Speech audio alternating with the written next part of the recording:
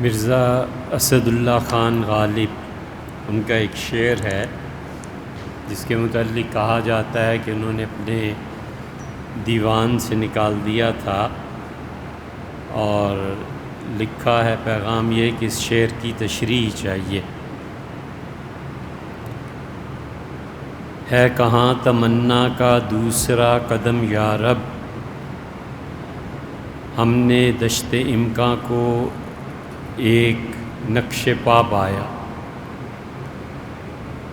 غالب نے یہ شعر کہا ہے، اور اب جو ان کا دیوان ہے اس میں بھی یہ شائع ہوا ہے، اور غالب اسے اپنے دیوان سے نکالنے کو فرما گئے تھے یا رکھنے کو۔ غالبیات کے جو ماہرین ہیں وہ اس بحث سے زیادہ آشنا ہے۔ اس کی تشریح کا یہاں تک تعلق ہے، غالب نے بہت زبردست بات، بہت اعلیٰ بات، بہت ہی عمدہ بات اور فلسفہ ایک شعر میں ادا کیا ہے۔ وہ کہتے ہیں کہ ہے کہاں تمنا کا دوسرا قدم یا رب، اے پروردگار یہ جو ہم جی رہے ہیں اور یہ جو نئی سے نئی زندگی کی سہولتیں ہیں، یہ سارا میرا ایک قدم ہے امکان کا، اور یہ جتنا بھی امکان ہے ہم نے دشت امکان کو ایک نقش پا پایا، تو یہ جو پورا امکان ہے یہ پاؤں کے نقش کے برابر مجھے تو ملا، تو دوسرا قدم کہاں رکھوں؟ اور آسان لفظوں میں غالب یہ کہنا چاہتے ہیں کہ پروردگار عالم دن بدن انسان کی خواہشات بڑھتی جاتی ہیں۔ مثلا پہلے انسان پیدل سفر کرتا تھا، پھر اللہ نے گھوڑے گدھے دے دیے، پھر ان پہ سفر کرنے لگا۔ تصور میں ہی نہیں تھا کہ کبھی اس طرح لوہے پہ سوار ہو کے ہواؤں میں اڑے گا، پھر یہ آ گیا۔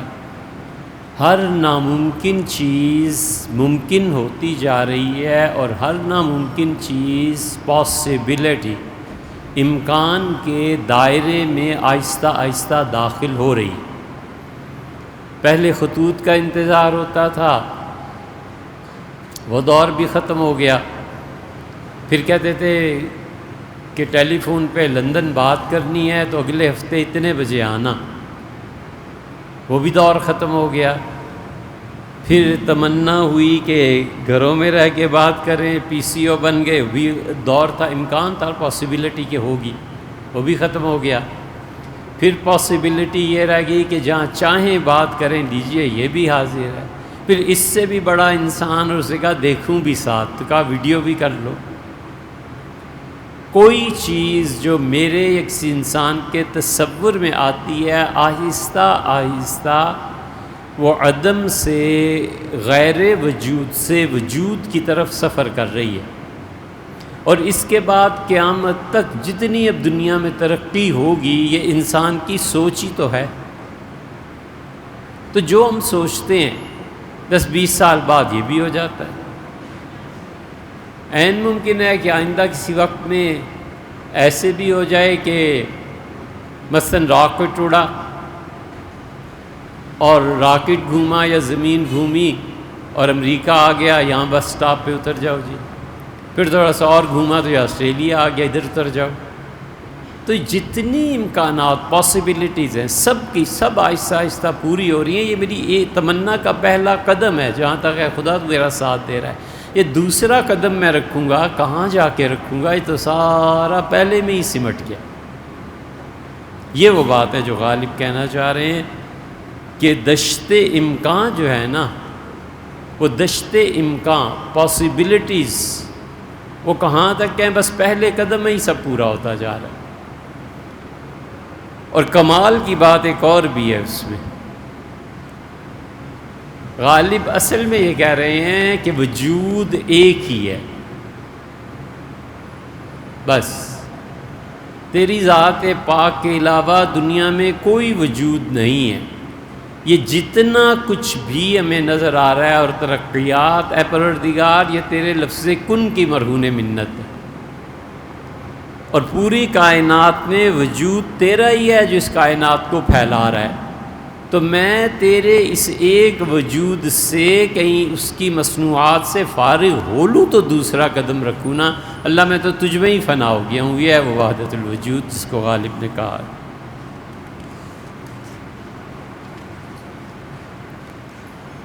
لفظ مضاد، آپ نے تحریر فرمایا ہے کہ مضاد کیا چیز ہے؟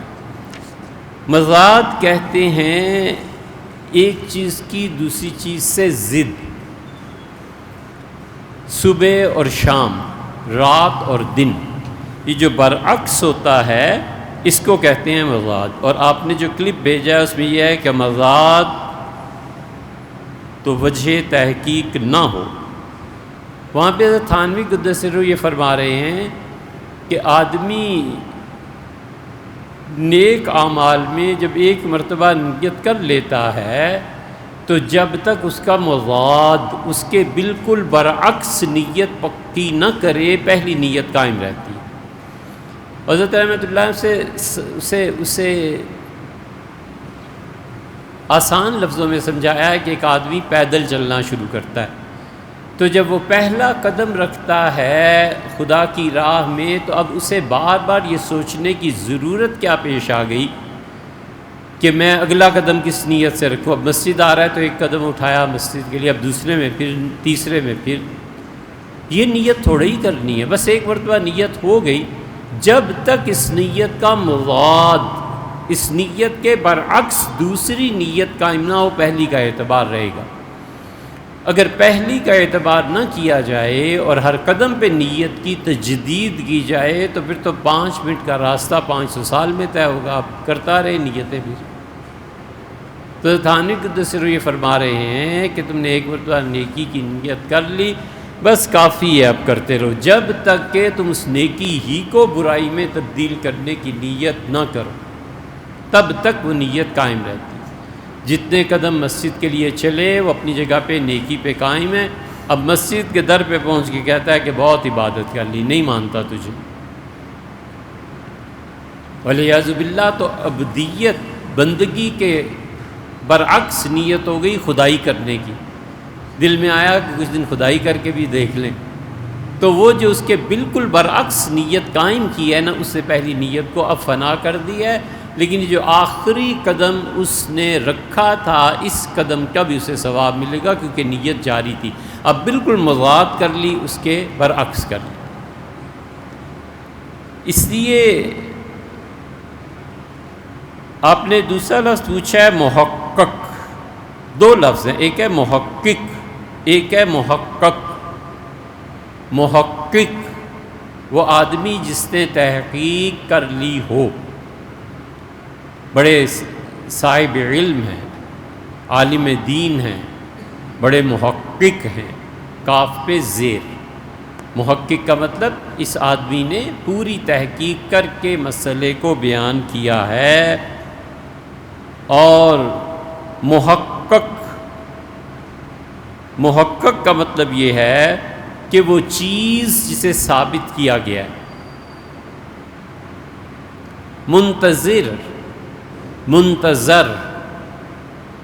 منتظر وہ جس کا انتظار کیا جا رہا ہے، آنے والی چیز جس کا انتظار کیا جا رہا ہے۔ میں منتظر ہوں نتائج کا، یعنی جو نتائج آئیں گے اس کا، اور منتظر انتظار کرنے والا، جو انتظار کر رہا ہے۔ متباہر کا مطلب وہ عالم دین جو سمندروں جیسا علم رکھتا ہے، متباہر وہ جو اس مرحلے سے گزر چکا ہے۔ متباہر اور متباہر میں بھی فرق ہے، تو اس لیے جو آپ نے لکھا ہے محقق اور محقق، اصل میں اردو میں ایسے الفاظ۔ اردو میاں کوئی بچوں کی زبان تھوڑی ہے، اردو کہاں آتی ہے، بہت مشکل ہے، بہت زیادہ۔ ایک مشہور پروفیسر صاحب کہتے ہیں کہ جنت کی حوریں دنیا کی عورتیں ہوں گی. انہوں نے بتایا ہے کہ یہ بات امام رازی رحمۃ اللہ نے کہی ہے، اور امام رازی نے بھی حسن بصری رحمۃ اللہ سے نقل کیا. پھر انہوں نے کہا کہ ابن کثیر بھی اس بات کی طرف قائل تھے. پھر انہوں نے یہ بھی بتایا کہ مولانا مودودی بھی یہی رائے رکھتے تھے. کیا یہ بات درست ہے؟ بھائی بالکل سیدھی سی بات ہے. امت نے آج تک اہل السنہ نے جن عقائد کو تیسری چوتھی صدی میں لکھ کے فارغ ہو گئے تھے، ان عقائد کو اب چھیڑنے کی ضرورت کیا ہے؟ بس فارغ ہو گئے. حضور اقدس صلی اللہ علیہ وسلم فرما دیا کہ اللہ ایک ہے، ختم ہو گئی بات، اللہ ایک ہے. اب جو آدمی کہے کہ میں تحقیق کروں گا کہ اللہ ایک ہے یا دو ہیں یا کتنے ہیں، تو اس سے کوئی پوچھے دماغ ٹھیک ہے؟ سیدھی طرح کافر ہو جائے. اسے اچھی طرح سمجھنا چاہیے کہ کسی بھی عقیدے کے خلاف دو چار قول ہر ایک کو مل جاتے ہیں. ہمیں یہ دیکھنا ہے کہ اہل السنہ نے کس دعوے پر کس کو کہا ہے کہ بس یہ ہمارا عقیدہ ہے، چھٹی. اہل تشیع کو یہ سمجھنا ہے کہ ہمارا عقیدہ کیا ہے. ان کے نزدیک امامت اور قیادت یہ منصوص من اللہ ہے، اللہ ہی اس کا انتخاب کرے گا. خمینی صاحب نے کہا کہ میں جو امام غائب نے آنا ہے ان کا نائب ہوں. ان کے اپنے عقیدے کے مطابق بالکل ٹھیک ہے. ہمارے نزدیک امامت ہم دونوں کہتے ہیں شیعہ اور سنی واجب ہونی چاہیے، لیکن کہتے ہیں اللہ متعین کرے گا، ہم کہتے ہیں پبلک متعین کرے گا. یہ عقیدہ ہے، طے ہو گیا. اب نئے سرے سے اس بحث میں پڑھ کے آخر قرید کے کرنا کیا؟ مثالیں ہم دینا شروع کریں کہ اہل سنہ کے خلاف جو گمراہ تھے انہوں نے کیا کیا چیزیں اپنی اس عقل سے گھڑی ہیں، اور انہوں نے کیا کیا کتابیں لکھی. اہل سنہ کے برعکس جو بھی عقیدہ ہے ہم اسے کنڈم کرتے ہیں، ہم نہیں مانتے، چاہے رازی ہوں اور چاہے حسن بصری ہوں اور چاہے کوئی ہو. حسن بصری رحمۃ اللہ نے یہ کہاں کہا ہے، اور ابن کثیر رحمۃ اللہ نے جو کچھ کہا ہے، باقی سب باتیں تم مانتے ہو جو یہ ایک رہ گئی تھی. اہل سنہ کے نزدیک عذاب قبر برحق ہے. وہ پہلی صدی میں حضور اقدس صلی اللہ علیہ وسلم بتا کر گئے تھے، صحابہ رضی اللہ عنہ اس پہ عمل پیرا رہے. پھر امام حنیفہ رحمۃ اللہ علیہ نے فقہ اکبر میں لکھ دیا، پھر طحاوی رحمۃ اللہ علیہ نے اپنی عقیدے پہ جو کتاب لکھی اس پہ لکھ دیا. ہر ایک عقیدے پر بحث کرنے والا ہر ایک صدی میں یہ لکھتا چلا آ رہا ہے، پہلی صدی سے لے کے آج 15ویں صدی تک. کیا اہل سنہ کا ہمارا عقیدہ ہے کہ قبر میں عذاب ہوگا؟ اب ایک شخص اٹھتا ہے اور کہتا ہے جی کچھ تو قطعی طور پہ جنتی ہیں، ابو بکر کچھ اور عمر کچھ قطعی جہنمی ہیں، ابو جہل اور فرعون معاذ اللہ، اور جو پہلا گروہ ہے رضی اللہ عنہ وہ قطعاً جنتی ہے، اور تیسرے وہ ہیں جنہیں ماء و شما جنہیں قبر میں لٹا کر چلے آئیں گے اور قبر سے قیامت میں اٹھا لیں گے، عذاب کوئی نہیں. اب اس کی کیوں سنیں وجہ؟ 15 صدیوں میں امت جو چیزیں طے کر کے چلی گئی، بابا اس میں نہ پڑھیں. آپ کے پاس اور کام نہیں، کوئی اور کام کرو. اب کل کوئی اٹھ کے کہے کہ عصر مغرب کی نماز 4 رکعتیں پڑھنی چاہیے. فقہا نے ایک صورت لکھی بھی ہے کہ مغرب کی 4 رکعتیں ہوں گی اگر نمازی نے یوں کیا. اب ہم اس کو جو تبلیغ کرتے رہیں کہ یار مغرب کی 4 بھی امت طے کر چکی، یار 3 اب آگے چلیے، کوئی کام اور ہے تو کیجئے، نہیں تو اللہ کو یاد کیجئے. یاد رکھو عقیدے میں اجتہاد نہیں ہے. اب عقیدہ ختم، جو بزرگ طے کر گئے تھے کر گئے. اکابر یہ طے کر گئے کہ ابو بکر اور عمر رضی اللہ عنہما قطعی جنتی ہیں. اب کوئی آدمی اٹھ کے کہتا ہے کہ عمر نے یہ کیا، ابو بکر نے یہ کیا، اس پہ قرآن نے یہ کہا ہے، یہ کہا ہے، ولیعوذ باللہ. یہ پچھلے پورے گمراہی گزر گئے. ہم باپ دادا کی بات نہیں کرتے، ہم کہتے ہیں امت میں جس نے جو طے کر دیا ہے. معتزلہ نے بھی تو کچھ طے کیا ہے، جہمیوں نے بھی تو طے کیا ہے. شیعہ حضرات کا عقیدہ ہے کہ اللہ کبھی بھی نہیں دکھائی دے گا، نہ اس دنیا میں نہ اس دنیا میں. ختم ہو گئی بات، اب ان کا عقیدہ ہے. ہم اہل سنہ کہتے ہیں کہ اللہ تعالیٰ یقیناً قیامت میں دکھائی دے گا. اگر خدائی دکھائی نہ دیا تو یہ سب نماز روزہ سب یہ جھک مارنی ہے. اس کی زیارت ہی تو اصل چیز ہے. اسے کہا ہم جنت میں ہر چیز دیں گے وزیادہ، اور جنت سے بھی بڑھ کے تمہیں ایک چیز دیں گے. سارے مفسرین اس پہ کہتے ہیں کہ اللہ نے جو زیادہ کا لفظ قرآن میں کہا ہے، اس سے مراد یہ ہے کہ وہ اپنا جلوے، اپنی تجلیات لوگوں کو دکھائے. کوئی اجتہاد نہیں. یہ خرابی سر سید کو سوجی تھی. گئے اور حضرت مولانا نذیر حسین صاحب محدث دہلوی رحمۃ اللہ علیہ نے کہا بڑے اللہ کے نیک بندے تھے. کہا مولوی صاحب آپ رفع یدین نماز میں مانتے ہیں؟ ان کا مانتا ہوں. ان کا مانتے ہو تو کرتے کیوں نہیں ہو؟ میں تو رفع یدین کرتا ہوں. مولوی صاحب بیچارے اس پہ ڈال آئے کہ اچھا رفع یدین کیا کرو. سر سید نے کہا کہ اجتہاد ہوگا اور تقلید کی بجائے عقیدے میں بھی اجتہاد کرے گا. اچھا بھائی کرو عقیدے میں.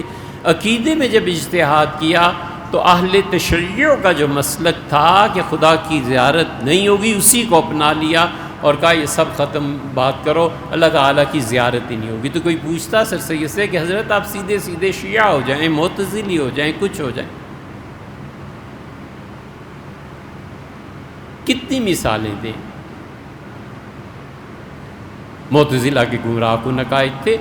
معتزلہ عذاب قبر کے قائل نہیں تھے. معتزلہ ہی اس بات کے قائل تھے یہ جو ہے نا کہ وہاں حوریں نہیں ہوں گی، اور یہ اسی کو لکھا ہوگا جس سے بھی لکھا ہوگا. اب ابن کثیر نے لکھا ہے ایک، اور حسن بصری رحمۃ اللہ، حسن بصری رحمۃ اللہ کے متعلق تو ہمیں نہیں ملا.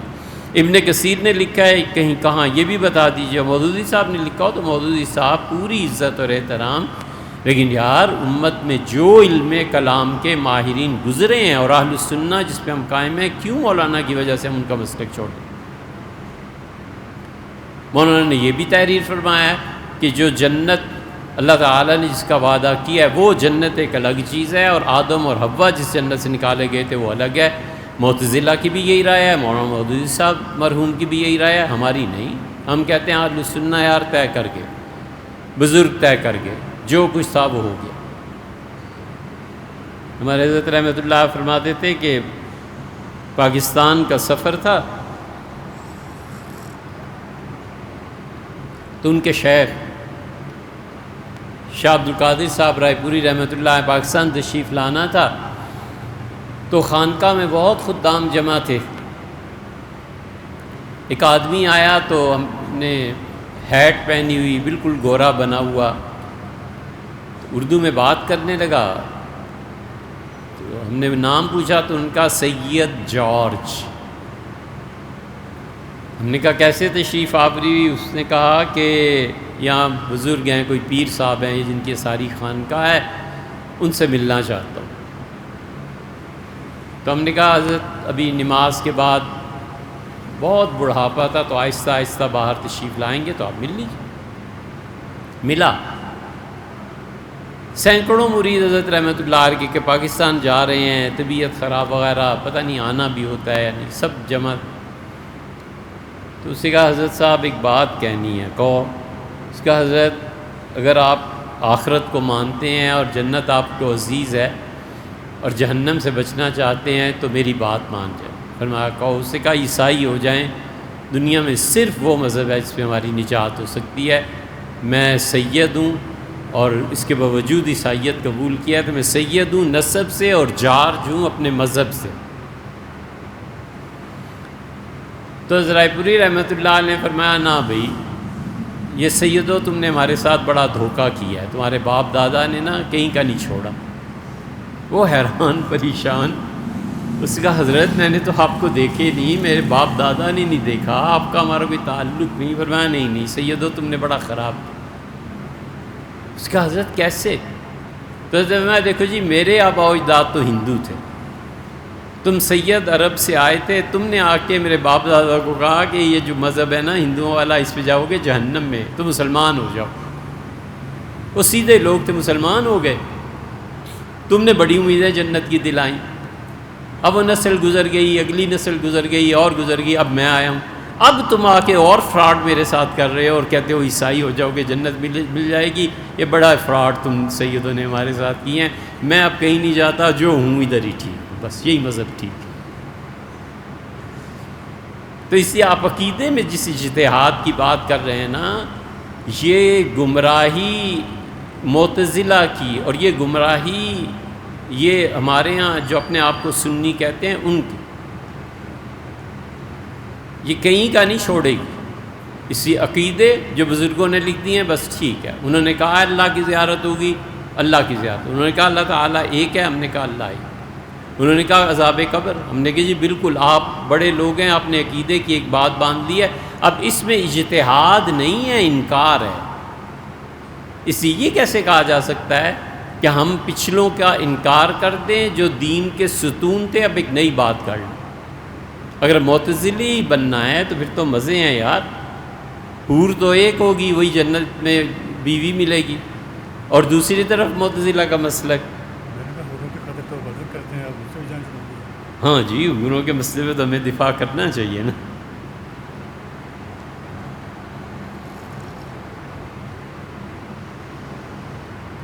معتزلہ کا صاف صاف مسلک یہ تھا، یہ جو ہم جنس پرستی ہے نا، کہ جس طرح تم معتزلہ کی اور عقل ہر جگہ استعمال کرتے ہو کہ عقل میں یہ آیا اور عقل میں یہ آیا، اور عقل میں آیا ہے کہ قبر کا عذاب نہیں، اور عقل میں یہ آیا ہے کہ اللہ کی رؤیت نہیں ہوگی، اور عقل میں یہ آیا ہے کہ تقدیر کوئی چیز نہیں، اور عقل میں یہ بھی آیا ہے کہ حوریں کوئی چیز نہیں. یہ جن کا مسلک ہے نا، وہ کہتے ہیں کہ لڑکوں کی لڑکوں سے شادی جائز ہے. اب ہم کھولیں اس بات کو آگے.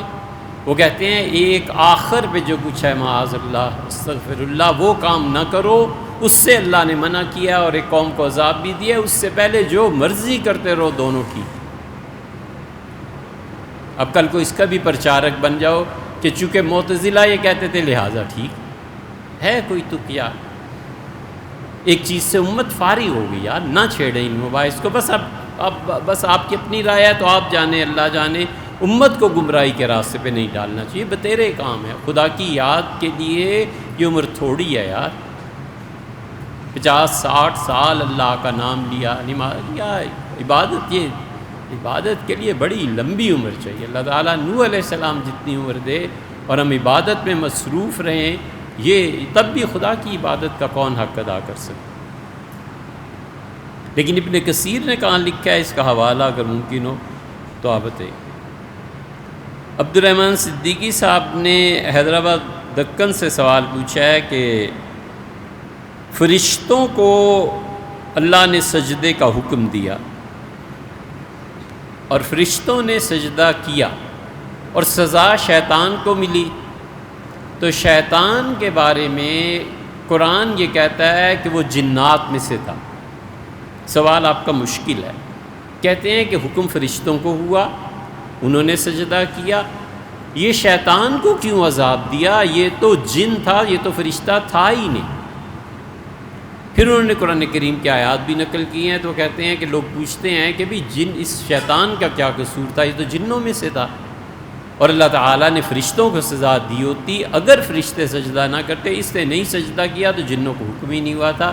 یہ بات نہیں ہے بھائی. عبد الرحمن صاحب، اللہ نے 2 آرڈرز جاری کیے تھے. اللہ کے علم میں تھا کہ یہ شرارت کرے گا. اللہ نے ایک حکم دیا، وَإِذْ قُلْنَا لِلْمَلَائِكَةِ اسْجُدُوا، اور ہم نے حکم دیا فرشتوں کو کہ تم سجدہ کرو. اور سورہ اعراف کے الفاظ پر آپ غور کریں.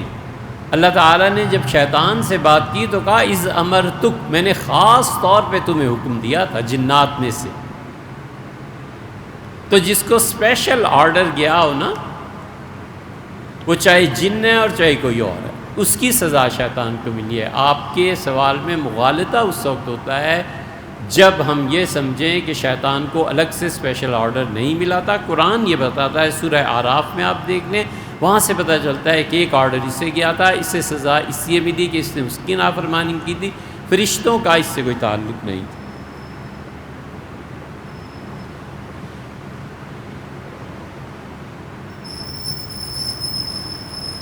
ادریس سلیمان صاحب کراچی سے، وہ کہتے ہیں کہ یہاں کوئی ملحد مل گیا اور وہ کہتا ہے کہ حضرت ابراہیم علیہ السلام نے بیت اللہ کو کیوں تعمیر کیا، اور جب کر دیا تھا تو پھر حج کیوں نہیں کیا؟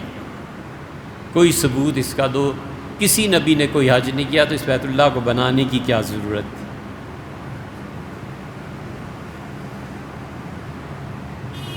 یہ سب نتیجے ہیں نہ پڑھنے کے، اور اس نظام تعلیم کے، جس نظام تعلیم میں اب بھی ہمارے بچے جا رہے ہیں اور برباد ہو رہے ہیں۔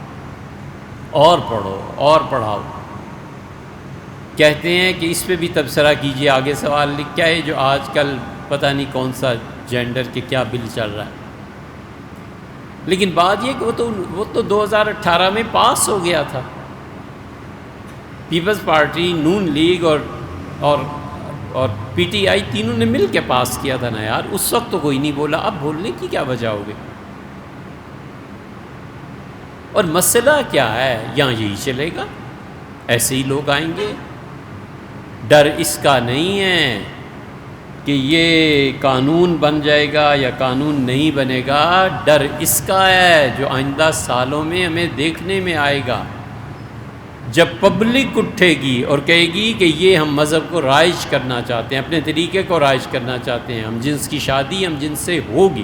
جب پبلک اٹھے گی نا، اور جو پبلک کے خلاف بات کرے گا اسے مار پڑے گی، قتل ہو جائیں گے وہ لوگ، ڈر اس بات کا۔ یہ نظام تعلیم جو ہم نے اپنے بچوں کو دیا ہوا ہے نا، اس کا لازماً نتیجہ نکلے گا، چند سال ہی ہیں، ہم لوگ شاید ہو نہ ہو، اسی کا نتیجہ ہے کہ 8 مارچ کو عورت آزادی مارچ ہوتا ہے، اور اسی کا نتیجہ ہے کہ کراچی میں کبھی کبھار جلوس نکلتے ہیں کہ ہم سارے ہومو سیکشلز ہیں اور ہمارے رائٹس چاہیے۔ آپ کو قانون سے ڈر لگ رہا ہے، ہمیں پوری رعایا اور پاکستانیوں سے ڈر لگ رہا ہے کہ یہ اٹھ کھڑے ہوں گے، تو پبلک کے سامنے کون آئے گا اور کون روک سکتا ہے؟ مینٹیلٹی بن گئی ہے لوگوں کی۔ آپ رونا اس کا روتے ہیں، اس کا روئیے۔ جب آپ کی مساجد پہ شراب پھینکیں، رونا اس وقت کا روئیے جب ہمارے بچے خود ہمارے گھروں میں ہمیں آ کر اطلاع دیں کہ بابا یہ کام ایسے ہے، بابا میں نے شادی نہیں کرنی۔ ڈریں اس وقت سے جب تقسیم اور وراثت کے مسائل ختم کیے جائیں اور بچیاں اٹھ کھڑی ہوں اور کہیں کیوں میں کس کم ہوں، مجھے کیوں کہہ رہا حصہ دے رہے ہیں، مجھے ڈبل حصہ دیں بابا۔ ڈرنا اس وقت سے چاہیے، اور ہمیں کوئی فکر نہیں ہے یہ امت کہاں جا رہی ہے، یہ لوگ کہاں جا رہے ہیں، ہمارے بچے پڑھ کے کیا آ رہے ہیں، ہمارے بچے بن کیا رہے ہیں۔ یہ میڈیا جن کی ماں بنا ہوا ہے نا، اس ماں کے بطن سے آئندہ جو نسلیں آ رہی ہیں وہ سب پرچارک ہیں اس فیوڈلزم کی، اس سرمایہ دارانہ نظام کی، جس سرمایہ دارانہ نظام میں مزدور پستا ہے اور اس کا خون سرمایہ دار چوستا ہے۔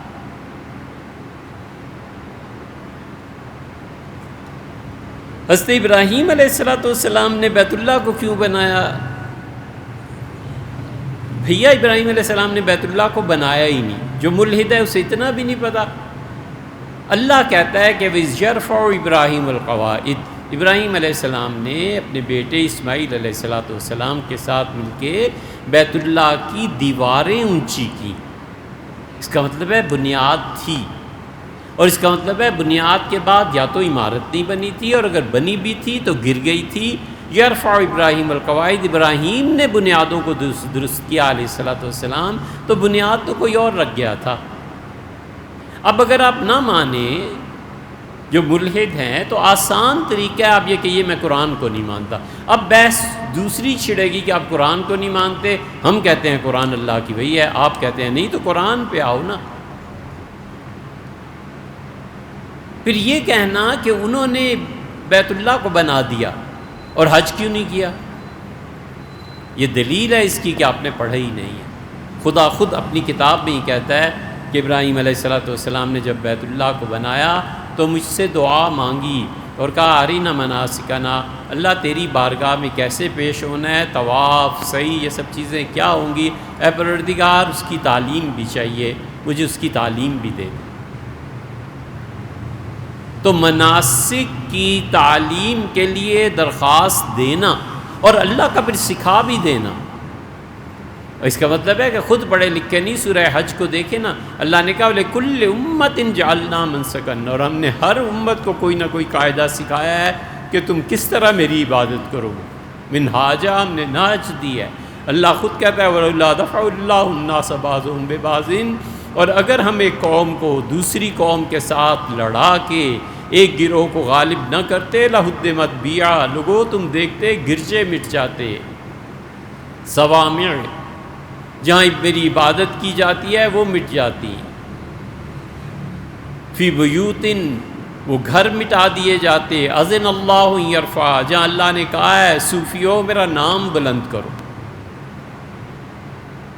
وہ مساجد، مسجدیں برباد ہو جاتی۔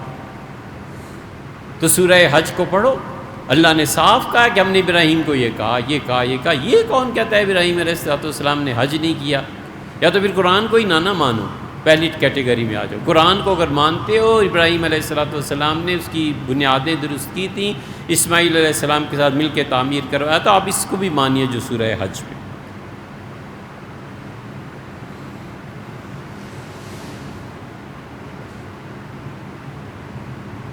کسی نبی نے حج نہیں کیا، یہ بھی نئی ایک بات ہے۔ حضرت رسالت مآب صلی اللہ علیہ وسلم نے حج کیا تھا یا نہیں کیا؟ یہ یا تو لکھنے والوں نے سوال صحیح نہیں لکھا، کسی ایک نبی، ایک ہے نا حضور صلی اللہ علیہ وسلم، حج کیا یا نہیں کیا؟ سیدنا عیسیٰ علیہ السلام جب آئیں گے تو حج کریں گے یا نہیں کریں گے؟ حضور اقدس صلی اللہ علیہ وسلم نے فرمایا حج کریں گے، اور نبی کریم صلی اللہ علیہ وسلم نے صراحت کے ساتھ کہا ہے، صحیح بخاری میں آپ نے اپنا خواب بھی ذکر کیا ہے، نبی جو کچھ خواب میں دیکھتا ہے امتی حالت بیداری میں اتنا نہیں دیکھ سکتا۔ یہ نبوت کوئی معمولی چیز نہیں ہوتی۔ آپ نے فرمایا میں نے دیکھا کہ بیت اللہ کا طواف دجال کر رہا ہے۔ میں نے پوچھا فرشتوں سے یہ کون ہے؟ انہوں نے کہا دجال۔ پھر میں نے دیکھا ایک بہت خوبصورت آدمی، اتنے سیاہ بال جیسے ابھی حمام سے نہا کر آیا ہے، تری اس کے بالوں میں، بہت خوبصورت، وہ حج کر رہے۔ میں نے کہا یہ لڑکا؟ انہوں نے کہا عیسیٰ علیہ السلام۔ حضور اقدس صلی اللہ علیہ وسلم اس کی تعبیر نہیں دی، لیکن تعبیر دینے والے کہتے ہیں کہ اس کا مطلب ہے کہ بیت اللہ کا طواف کرنے والے آخری زمانے میں وہ لوگ ہوں گے جو دجالیت کے مظہر ہوں گے، دجال جیسی صفتیں ان میں ہوں گی۔ یہ پلاٹ ہے، یہ فائلز ہیں، یہ پلاٹ آپ کو مل جائے گا، 10 سال پھرتا ہے بیچارہ، پلاٹ دے دو، یہ دجل اور فریب ہوتا ہے نا، یہ دجال اسی پیسے سے جا کے حج کریں گے۔ سچ سچ بتاؤ کیا ہوا ہے؟ وہ کہتا ہے قتل کیا ہے۔ چلو بس ٹھیک ہے، آگے ہم اب نبٹ لیں گے۔ اب اس کو بے گناہ ثابت کر کے انصاف کا خون کرنا، یہ دجالیت ہے۔ جا کر حج کریں گے، عمرہ کریں گے، مسجد بنانی ہے، یہ کرنا ہے، یہ کرنا ہے، اور پیسہ جمع ہو گیا تو بیٹا صاحبزادہ گاڑی میں جا رہا ہے۔ یہ دجالیت ہے کہ جمعے کا حج ہے یار، ضرور جانا ہے۔ حضور اقدس صلی اللہ علیہ وسلم نے ان دجالوں کو دیکھا تھا۔ اس لیے بھیا یہ باتیں ایسی نہیں ہیں جو آپ سمجھے بیٹھے۔ صالح علیہ السلام نے حج کیا، حضرت ہود علیہ السلام نے حج کیا، صالح، ہود، حضرت لوط علیہ السلام نے حج کیا، حضرت ابراہیم علیہ السلام نے حج کیا، اسماعیل علیہ السلام نے حج کیا۔ اسماعیل تو رہتے ہی مکہ میں تھے، کتنے گنوائیں۔ مگر آپ کسی ڈگر پہ چلیں تو ہم بھی بتائیں نا، وہ آپ چلتے نہیں۔ نفس کی مان کر نماز کے لیے نہ اٹھنا شرک میں شامل ہے، جو ناقابل معافی گناہ ہے، یہ تم نے کہا ہے۔ اے بھیا اس کو دوبارہ غور سے پڑھ لیجیے۔ ہم نے کہا اس پہ کوئی فتویٰ نہیں دیتا، لیکن صوفی اللہ کی توحید کو اتنی باریکی سے مانتا اور قائل ہے کہ وہ کہتا ہے نفس کی اطاعت بھی ایک درجے کا اللہ کے ساتھ شرک ہے۔ یہ پھر آپ سن لیجیے گا۔ منگل اور بدھ کو گوشت کا ناغہ کرنا، یہ حکومت کی باتیں ہیں۔ حکومت کو چاہیے کہ اس کو ختم کرے، اور جو علم نجوم کے ماہرین ہیں اصل میں اس کا تعلق وہاں جا کر ملتا ہے علم نجوم سے۔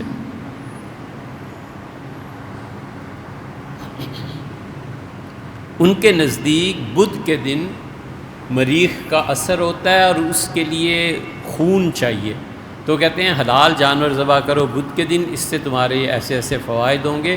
تو یہ ان کا مطالبہ ہے کہ بدھ کے دن پاکستان میں گوشت سے پابندی ختم کی جائے۔ حدیث بیان کی تھی کہ حضور اقدس صلی اللہ علیہ وسلم نے فرمایا کہ مولا علی رضی اللہ عنہ ناپاکی کی حالت میں بھی مسجد جا سکتے تھے، اس حالت میں کوئی مسجد میں آ کر کیا کرے گا؟ کیا بتائیں بھیا کیا کرے گا؟ مگر جنہوں نے جن کو اجازت دی تھی کچھ سوچ کے ہی دی ہوگی نا، کیا ضرورت ہے ان علتوں کے تلاش کرنے کی؟ حضور اقدس صلی اللہ علیہ وسلم نے سیدنا علی رضی اللہ عنہ سے کہا تھا آپ اس پہ بحث کر سکتے ہیں کہ کہا تھا یا نہیں کہا تھا، اس پہ کیوں ہم بحث کریں کہ کیوں کہا تھا؟ حضور اقدس صلی اللہ علیہ وسلم فرما دیں اور ہم کہیں کہ کیوں اللہ کے رسول؟ ہمت نہیں پڑتی، شکر کرے اگر یہ کفر نہ ہو۔ حضور اقدس صلی اللہ علیہ وسلم سے کون پوچھ سکتا ہے؟ اللہ سے پوچھ سکتا ہے کہ کیوں؟ یہ تو ہے اس کا دوسرا جواب۔ اور تیسرا یہ ہے کہ سیدنا علی رضی اللہ عنہ کا گھر جو تھا وہ مسجد نبوی کے ساتھ تھا، اور سیدنا علی رضی اللہ عنہ میں جتنی طاقت اللہ نے انہیں عنایت فرمائی تھی، 32 اور باندیاں تھیں سیدنا علی رضی اللہ عنہ کی جب ان کی شہادت ہوئی ہے، اور 4 بیویاں الگ سے تھیں۔ اس آدمی کا رسول اللہ صلی اللہ علیہ وسلم کی پوری حیات طیبہ میں اپنے آپ کو کنٹرول کر کے رکھنا کمال تھا۔ ایک صورت پیش آ گئی تھی تو سیدنا علی رضی اللہ عنہ کی روایت ہر جگہ مل جائے گی، انہوں نے کہا مجھے حضور صلی اللہ علیہ وسلم سے بات پوچھتے ہوئے حیا آتی تھی، کیونکہ ان کی صاحبزادی میری اہلیہ تھیں، تو میں نے اپنے دوست مقداد سے کہا، میں نے کہا مقداد پوچھو کہ اگر خواہشات کی وجہ سے ایسی ایسی صورت پیش آ جائے تو اللہ کے رسول آپ کیا حکم دیتے ہیں؟ تو حضور صلی اللہ علیہ وسلم نے اس مسئلے کا حل بتا دیا۔ یہی وہ چیز تھی جس پہ سیدنا علی رضی اللہ عنہ جب آئے ہیں مکہ مکرمہ تو ابو جہل کی بیٹی کے لیے یہ رشتہ کرنا چاہتے تھے حضرت علی رضی اللہ عنہ کے بھائی اور بھتیجے، اور یہ خبر پہنچی جب سیدہ فاطمہ سلام اللہ علیہا تک، تو انہوں نے جا کے والد کو بتایا، تو حضور صلی اللہ علیہ وسلم سب کو جمع کیا اور آپ نے بیت اللہ میں کھڑے ہو کے فرمایا کہ جو چیز اللہ نے حلال کر دی ہے میں حرام نہیں کہتا، اور جو اللہ نے حرام کر دیا ہے میں اسے حلال نہیں کہتا، لیکن علی کو اگر ابو جہل کی بیٹی سے شادی کرنی ہے تو میری بیٹی کو طلاق دے دے، اللہ کی قسم ہے مجھے میری بیٹی اور ابو جہل کی بیٹی ایک گھر میں نہیں رہ سکیں، نہیں رہ پائیں، اور اگر علی کو شادی اس سے کرنی ہے تو علی کو یہ معلوم نہیں ہے کہ بضعۃ منی، فاطمہ میری جان ہے اس میں، فمن اذا، جو اس کو نقصان تکلیف پہنچتی ہے وہ مجھے تکلیف پہنچتی ہے، جو چیز فاطمہ کو ستاتی ہے وہ مجھے ستاتی ہے، مجھے تنگ کرتی ہے۔ انہیں نہیں معلوم۔ سیدنا علی رضی اللہ عنہ بھاگے ہوئے آئے اس بات کو سن، اور سیدہ فاطمہ رضی اللہ عنہا کی وفات تک کوئی شادی نہیں کی۔ اس کے بعد پھر سیدہ فاطمہ رضی اللہ عنہا کہہ کے گئی تھیں کہ آپ میرے بعد شادی تو کریں گے، لیکن آپ شادی کریں گے تو میری جو بہن ہے زینب اس کی بیٹی سے آپ شادی کر لیجئے گا۔ خود رشتہ کر کے گئی تھی طے، ان کا ہمارے خاندان سے دوسری شادی سے کے لیے باہر نہ جائیے گا، میری جو بھانجی ہے غالباً اس کا نام بھی زینب تھا، تو فرمایا اس سے شادی کر لیجیے گا۔ تو سیدنا علی رضی اللہ عنہ نے پھر انہی سے شادی کی تھی۔ تو سیدنا علی رضی اللہ عنہ کا گھر تھا مسجد کے ساتھ، اب ہر وقت مشکل ہو جاتا تھا نہانا غسل کرنا، رسول اللہ صلی اللہ علیہ وسلم نے اجازت دی تھی کہ وہ اس حال میں مسجد میں آ بھی سکتے ہیں، بس یہ تھی بات۔